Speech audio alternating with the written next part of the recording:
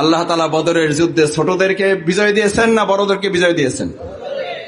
অস্ত্রওয়ালাদের না অস্ত্র ছাড়াওয়ালাদের? সংখ্যায় বেশি ওয়ালাদের না সংখ্যায় কম ওয়ালাদের? আমার ভাইয়েরা, এটা সেই রমজান। সুতরাং কম বেশির উপরে ভিত্তি করে আমাদেরকে কেউ চোখ রাঙাবেন না আল্লাহর হস্তে। ইসলামপন্থী ওয়ালারা, কোরআন ওয়ালারা, রমজানে রোজা রাখা প্র্যাকটিস করা ওয়ালা লোকেরা কারো চোখ রাঙানোকে ভয় করে না। আমরা এক আল্লাহ ছাড়া কারো পরোয়া করি না। কেন করেন না বুঝার জন্য বলি, এটা বলে শেষ করব। কষ্ট হচ্ছে?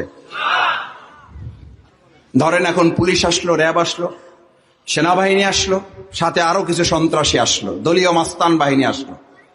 আইসা চারদিক থেকে ঘিরে ফেললে দুই হাতে আপনাদের সামনে আসলো। এক হাতে নিল বন্দুকের গুলি, আর এক হাতে নিল ইফতার। দুই হাতে কিনেছে, এক হাতে কিনেছে আর এক হাতে কিনেছে। বন্দুকটা বুকে ধরছে, খাবারটা মুখে ধরছে। বলেন, বন্দুকটা কোথায় ধরছে আর খাবারটা কোথায় ধরছে? কোথায় ধরছে? এবার বলল ইফতারের আর মাত্র 5 মিনিট বাকি আছে, কিন্তু সিদ্ধান্ত হচ্ছে তোমাকে এখনই হয় ইফতার খাইতে হবে, না হলে গুলি খেতে হবে। কথা পরিষ্কার বুঝেন। আমার তরুণেরা, যুবকেরা, তোমরা নতুন বাংলাদেশ নিয়ে এসে দিছ। তোমরা খালিদ বিন ওয়ালিদের নতুন স্বপ্ন বাংলাদেশের মানুষের চোখের সামনে তুলে ধরে তোমরা স্লোগান তুলেছে, উই ওয়ান্ট জাস্টিস। তোমরা ঘোষণা করেছো আবু সাইদে মুগ্ধ শেষ হয়নি যুদ্ধ। আমরা যুদ্ধ ততক্ষণ শেষ করব না যতক্ষণ পর্যন্ত বাংলাদেশের কোরআনের বিজয় নিশ্চিত না হবে। কি বললো? হয় গুলি খান, না হলে কি খান? কয় মিনিট বাকি? যদি 2 মিনিট হয়, যদি 1 মিনিট বাকি থাকে, যদি 30 সেকেন্ড বাকি থাকে, আপনি কি বলবেন তাহলে? কি বলবেন? এটা আরো আসতে বলেন, আরো আসতে বলেন। কি খাবেন? কার ভয়? বিধানটা কার? এবার বুঝে বলেন, না বুঝে বলেন। একমত হইলে বলেন, না হলে বলেন না। ইফতার আমরা সবাই পাবো ইনশাল্লাহ।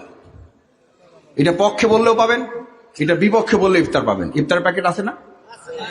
সবাই পাবেন, নিশ্চিত করছে ইনশাআল্লাহ। আল্লাহ বরকত দান করুন। এটার উপরে ইফতারের প্যাকেট না পাওয়া না পাওয়া নির্ভর করে না, কারণ রিজিকের মালিক আবু দাউদ ভাই, জাহিদ ভাই। আমরা ইফতারের জন্য আসছি? কার ভালোবাসার জন্য আসছি? না এমপি সাহেবের, মন্ত্রীর, চেয়ারম্যানের?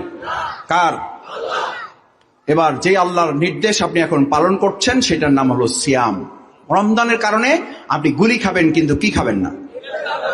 ও ভাই, কেন বুঝেন না? ওই আল্লাহ নির্দেশ দিয়েছে আকিমুদ্দিন, তোমরা আল্লাহর জমিনে আল্লাহর দিন বিজয় করো। তোমরা, আমি যে কোরআন দিয়েছি, এটা কোরআন নাজিলের শুধু মাস না, এটা কোরআন বিজয়ের মাস। এই মাসে তোমরা কোরআনটাকে বিজয় করো। শুধু কোরআন বিজয় হলে কোরআন বিজয় হবে না।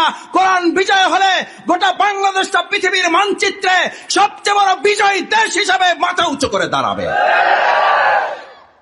আসসালামু আলাইকুম ওয়া রাহমাতুল্লাহি ওয়া বারাকাতুহু। মাশাআল্লাহ। আউযু বিল্লাহি মিনাশ শাইতানির রাজীম। বিসমিল্লাহির রহমানির রহিম। শাহরু রমাদান আল্লাযী উনজিলা ফীহিল কুরআন হুদাল লিন-নাস বায়্যিনাতিন মিনাল হুদা ওয়াল ফুরকান। সাদাকাল্লাহুল আযীম ওয়া সাদাকা রাসূলুহুন নাবিয়্যুল কারীম ওয়া নাহনু আলা যালিকা মিনাশ শাহিদিন আশ শাকিরিন।